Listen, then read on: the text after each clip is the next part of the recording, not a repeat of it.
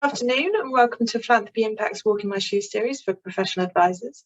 For today, we are discussing the barriers to SDG achievement. My name is Sophie Sahanik and I am the Director of Membership and Development here at Philanthropy Impact. We are a not-for-profit with the mission to increase and improve philanthropy and to also encourage impact investing. This series has been carefully curated as a resource for our members to support you as you help clients to navigate the philanthropy and impact investment space. If you'd like to know more about our training and our other benefits of membership for you and for your firm, then please do get in touch with me directly, either in the chat today or my email will be shared at the end of this if you're watching the recording. As we do keep these discussions strictly to 30 minutes, they go very quickly, but we encourage audience interactions. So if you want to, please do use the chat to introduce yourselves, have your say and pose questions to our panel. Please make sure to select panel and all attendees or everyone when posting the chat so that we can all see.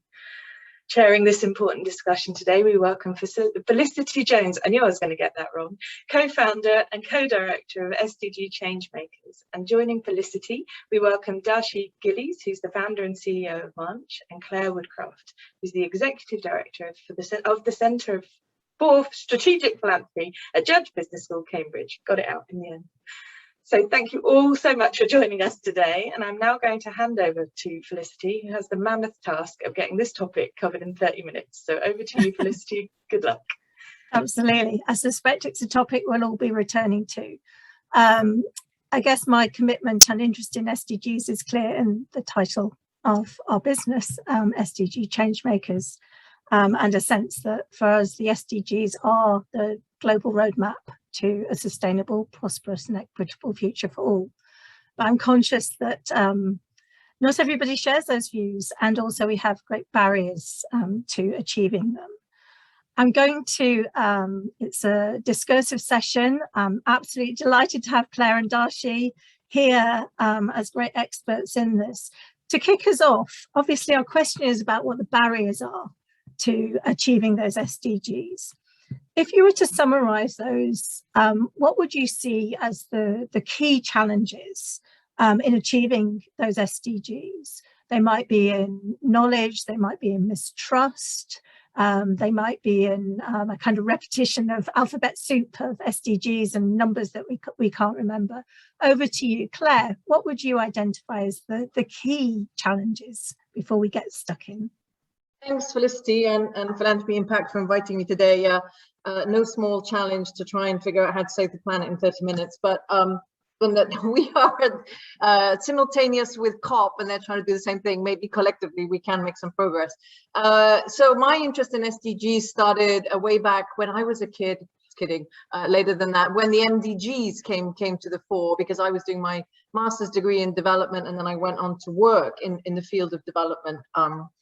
Primarily in the Arab world, but then beyond. So from a very early age, I feel like I've been connected to the MDGs and now, of course, their successors, the SDGs. But even my journey throughout that time, where they've kind of always been hanging out in the ether, I'm conscious that A, I haven't used them as often as I should, and B, I don't actually speak SDG as well as I should. And in the prep for this session, I realized that's the case. And we started with our off-camera discussions talking about, you kind of either love them or hate them. And I historically wasn't a big fan of the SDGs because I thought they were poorly put together. There was very little consultation, notably from the Global South.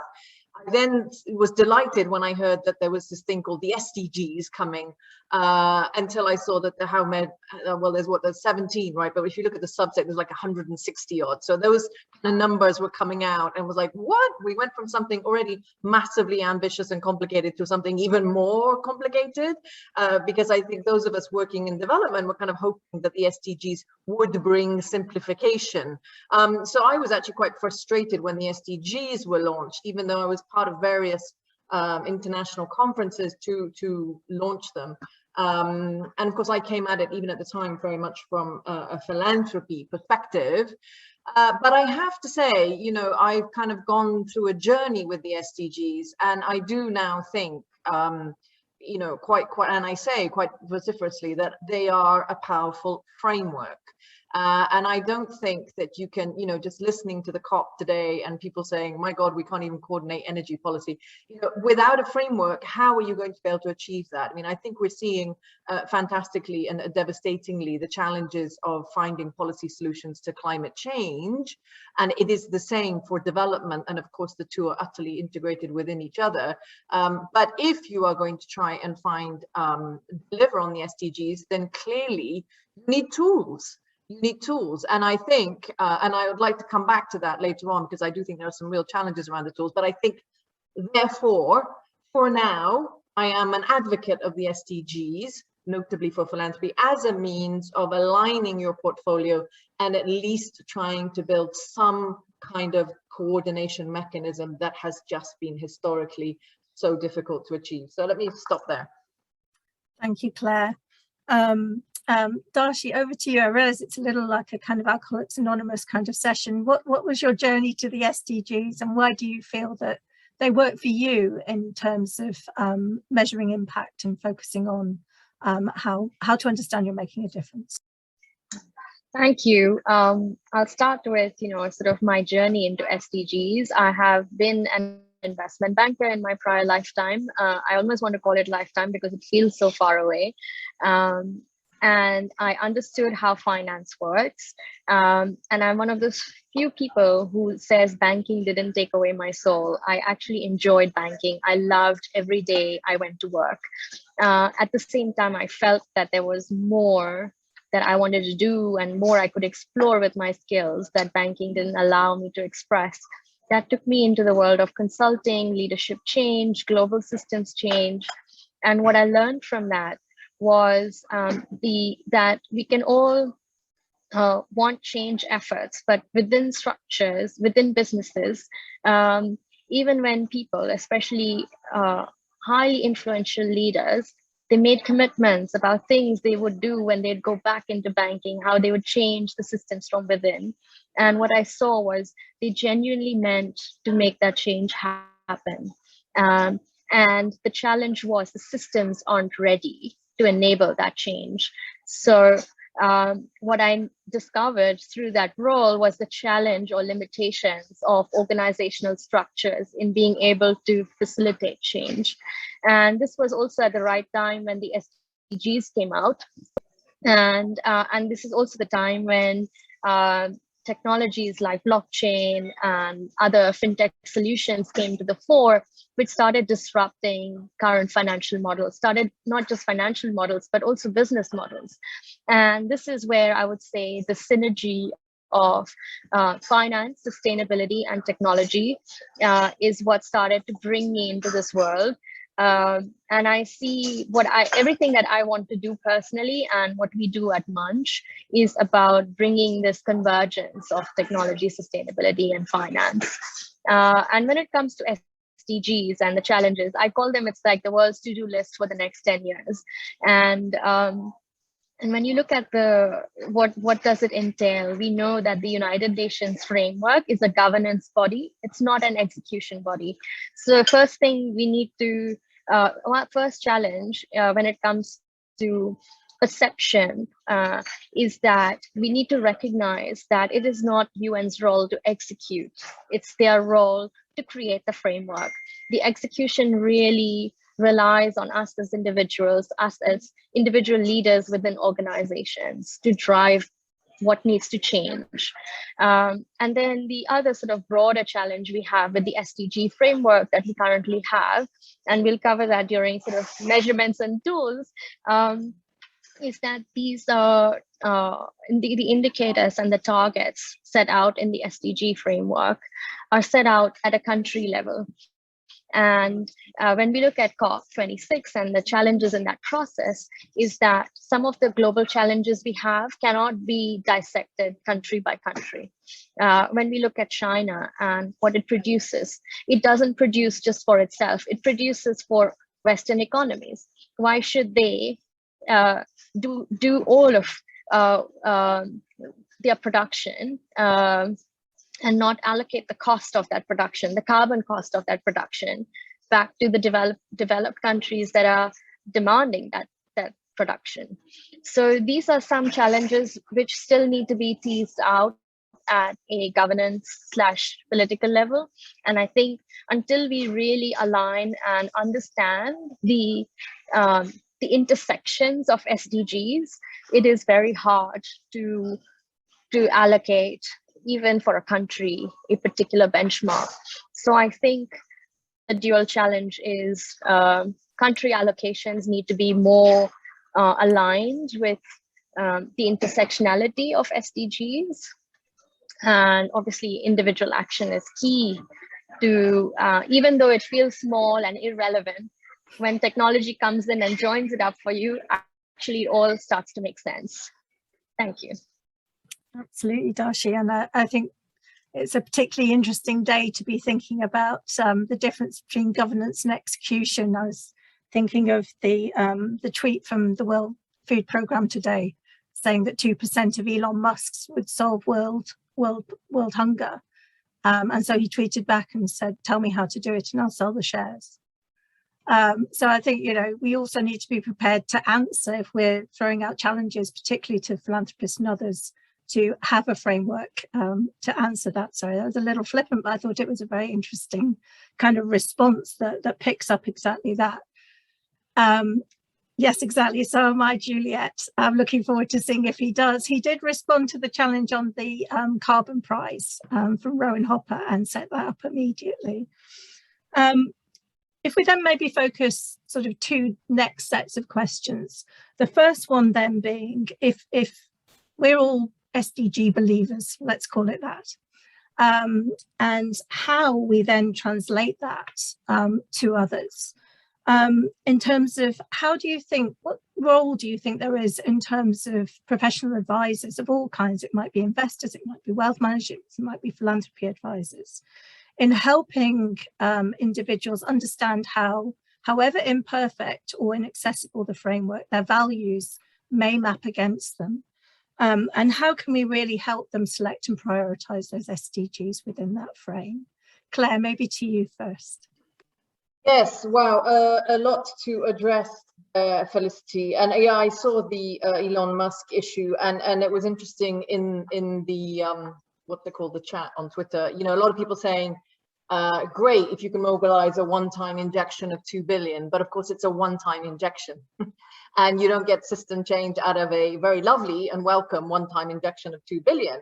And I hope somebody advises Elon Musk on the value of, you know, getting somebody like Darshi on board to get him to create funds or long-term financing vehicles that can really create long-term solutions. So going back to SDGs, so I think there's a huge issue around awareness. So like I said, you know, I've been working with SDGs hanging around my head for decades, and I still feel like application is a challenge. We at the Centre advise philanthropists. I've historically advised philanthropists, and I increasingly over the last 10 years have said, for goodness sake, you know, I'm always saying focus your philanthropy so that you can create a really systematic approach, strategic approach, so you can create real value and create real outcomes. And I've increasingly said in recent times, you know, how are you aligned with an SDG? And it's kind of fun, you know, going to the SDG image and picking off which one you think is the most relevant to the work you're doing. But after you've done that, even if you do that, because a lot of people still don't do that, we're still having conversations about being philanthropically active and investing and you know, running off with a philanthropic portfolio as one does, normally in silos, and then retroactively going, oh yeah, I didn't put one of those SDGs in. How do we do that? But even if you do it up front, as you know, I've been doing in recent times, it's still actually quite challenging to say, and then what? So you create a philanthropic portfolio and a theory of change. It says, I'm going to contribute to SDG 1, poverty, or 8, jobs. And these, you know, that kind of alignment is relatively straightforward. But then your philanthropists, to focus on philanthropy, will say, okay, so how do I know if I'm contributing? So I actually did a little bit of research in the last couple of days, and I'm sure Darshi is going to help us on this with the tools bit shortly. But, you know, I went to, I'm like, yeah, actually, how do you know? So let's say I'm investing 5 million in job creation in Africa as an independent philanthropist. How do I know how to contribute that data, first of all, to the SDG, you know, the site where they monitor and track? Where, by the way, from my limited search, and maybe it's my my lack of SDG skills, but I could only find 56 country report. So you haven't even got all of the world's countries on there reporting back as to where they're at.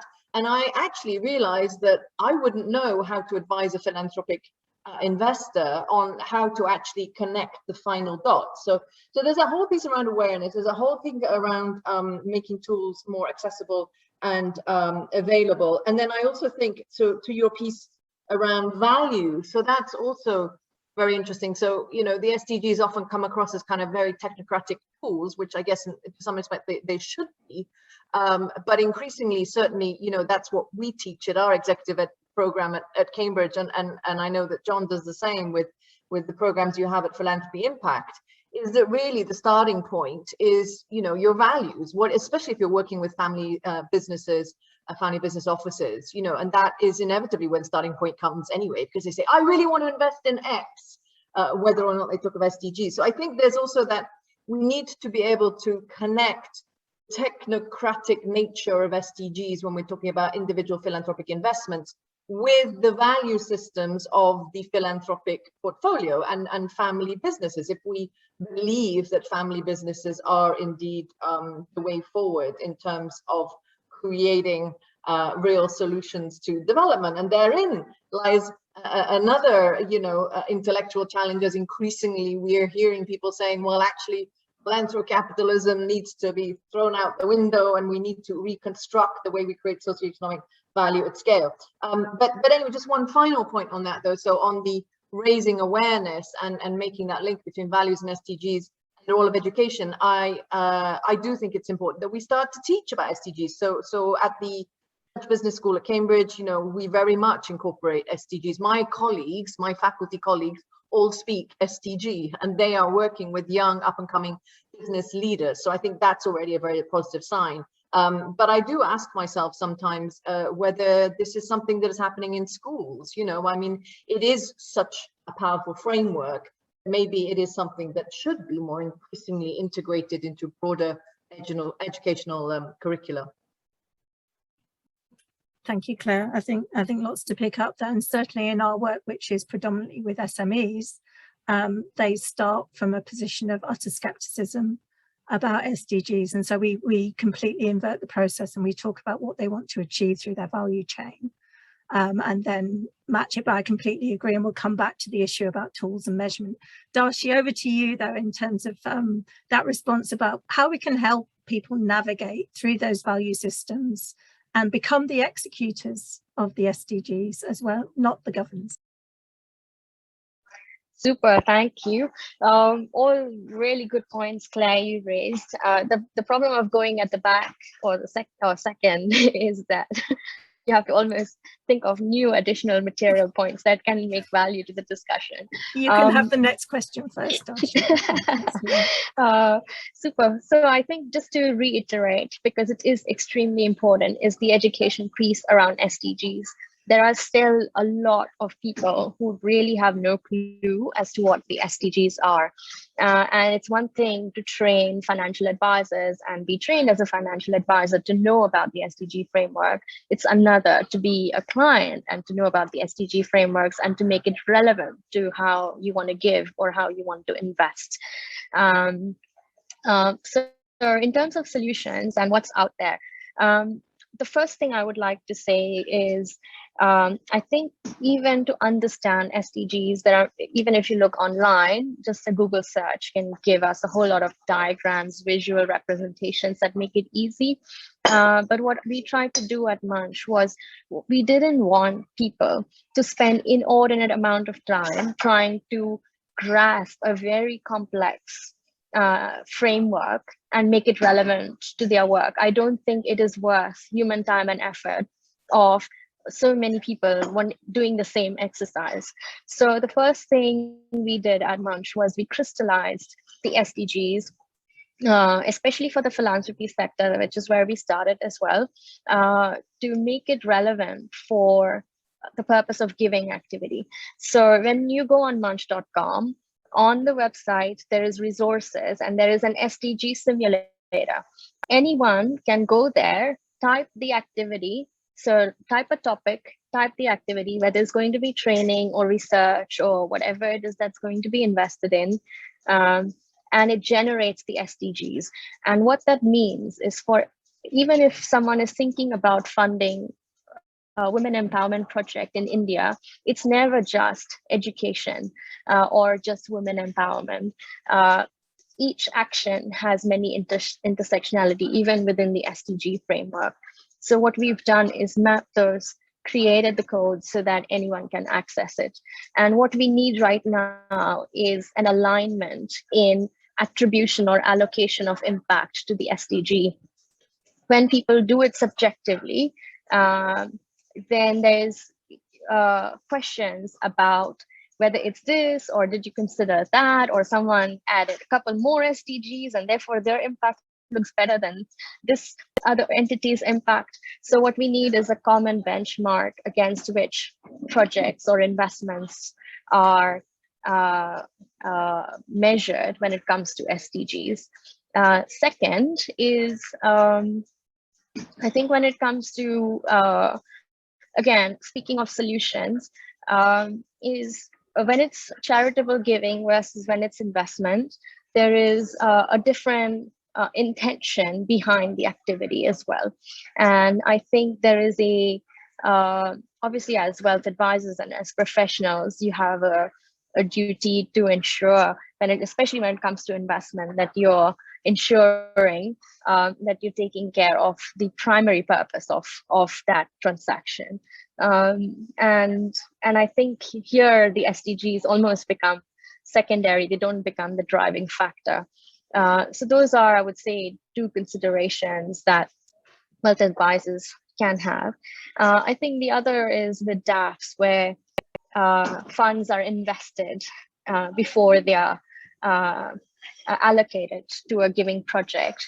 There is a huge opportunity to align the underlying investment with a socially responsible investment, which I would say is not largely the case at the moment. So I think support around that, and we've seen a couple of foundations have now become aware of this issue and have started investing in socially responsible investments, using their endowments as a way to do that. So I think there are some movements that are happening, and as wealth advisors who manage such accounts, I think to be open and aware and to join seminars like these can be a great resource point where you can understand and align around the best practices in advising your clients, where you're taking into account sort of responsibility on both sides, return as well as the impact of the return. Absolutely. I knew it was going to be very hard to pack this discussion into 30 minutes. I'm going to ask two very short questions, one to each of you in closing. And I think thinking about how we can really get that agreement on alignment. And Darshi, if I just start with you, I think one of the things that interests me, as you say, those people who are starting to classify themselves as impact investors, including foundations and members of the GIN, have started to align around the SDGs. Oh, I think I might have lost it. Oh, no, that's fine. You've described one model of using technology. If you were to summarize how technology could help more broadly kind of crash through some of those concerns, how would you outline it? And Claire, I'm going to ask you how we can get the academic input into aligning in a more kind of qualitative way as well, because I think this is a key issue. To start with you, Darshi, you can also answer the academic question as well, but how do we really start to use the tools at our disposal to get this alignment? Super, thank you. I think when it comes to tools or solutions, and even digital tools and solutions, I think there are many solutions out in the market. I would highly recommend, especially if any technological tool is being considered, to do some research, because different tools help at different stages of the investment journey or the giving journey. And the first question to ask is, why do I need a technology solution? And it's if any of you within your business of advice or support for your clients are doing certain processes manually and repetitively, this is where you can start looking at a business process where you can outsource some or pretty much all of that to a technological solution, because this is bound to bring you operational efficiency, it's bound to bring you cost effectiveness, and it's bound to help you use your human resources in the most strategic and optimized way. So when we looking at, I'll probably let's keep that answer to that. Yeah, absolutely. And Claire, to you, 2 minutes to explain how we can have this more qualitative input from academics. Yes, so first of all, I think we should capitalize on the fact that experts are back in fashion. Praise be to the Lord that finally we have lost that, populist drive around we don't care about the experts. And now, especially good old COVID has brought that to the fore, saying data, listen to the science. Thanks Greta as well for hammering that message out. So I think that listen to the science point is really resonating now, and you hear even the likes of Boris Johnson sort of saying, I don't know, let's listen to the scientists. So I think there's a huge opportunity for academia to come in here. Cambridge University is doing a huge amount behind COP anyway, but I think you can never do too much research, right? You can never have too much evidence as to why we should enforce SDGs, why they are useful, or indeed are they useful, more specific data and research on the kind of fundamentals around SDGs. But I just wanted to add also, I think there's also a piece that we need more research on around ownership and enforcement, because like so much of this kind of work, if there's no real enforcement mechanisms, no real ownership, we can make rhetorical commitments, but the reality is that it doesn't translate into action. Absolutely. And whose action that is as well. I was thinking of Jeffrey Sachs and the team who've actually done a report on what the real costs if we really targeted investments into the lowest income countries and the 6 societal transformations of SDGs. That becomes more than a roadmap, it becomes a guide. But I'm aware we're out of time, and I'm going to hand over back to John. Thank you so much, both of you. It was fascinating as ever. Oh, that was brilliant. It's one of the better explanations of what SDGs are and their importance and relevance. It's just too bad we only had 30 minutes. I think we'll have to come back to this next year. The SDGs, of course, are the social development goals, because we did have a question about that, what an SDG was. So that's good.